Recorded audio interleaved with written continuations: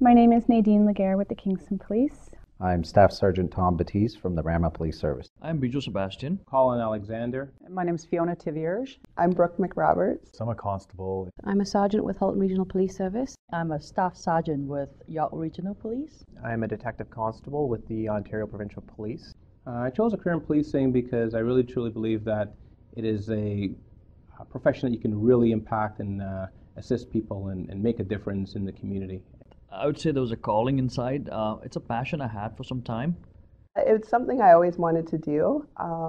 The job always interested me, and I have a lot of family members who were in policing. When I told my friends and family that I got hired, they had some mixed feelings. Some were very supportive because they knew that I had a job that I really wanted for quite some time.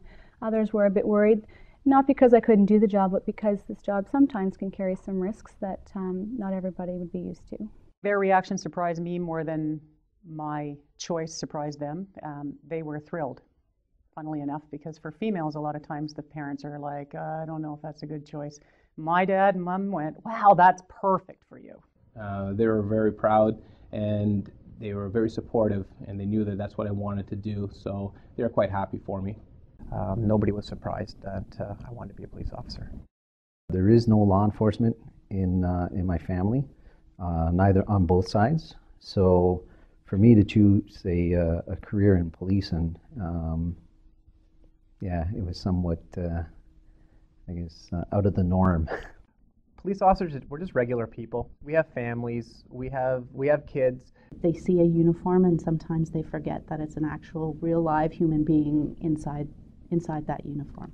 We want the public to be comfortable in approaching police because we're here to help them. I was raised to treat everybody with respect.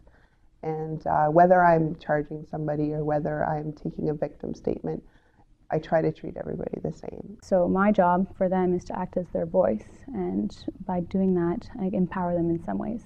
Primarily, I'm responding to victims of a crime that they have lost a loved one. It strikes at probably the heart and the safety of our community. On patrol, you're seeing people when they're at their worst and bringing them to a better place. So it's really nice to have that satisfaction and help them move on with their lives. When people actually come to me and tell me that I've made a change in their life is very satisfying, and that's probably, really impacts how I do my job and how I feel about how I do the job. Policing is not boxed into law enforcement.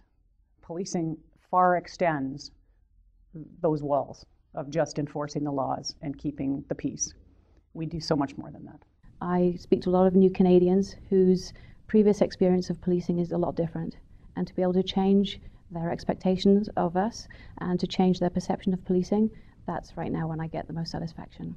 The role of a police officer is in constant change. With globalization and the rapid development of technology, it's kind of created a new type of evidence, this new digital type of evidence. Years ago, you were more enforcement, and now we're a lot more problem-orientated and community-based.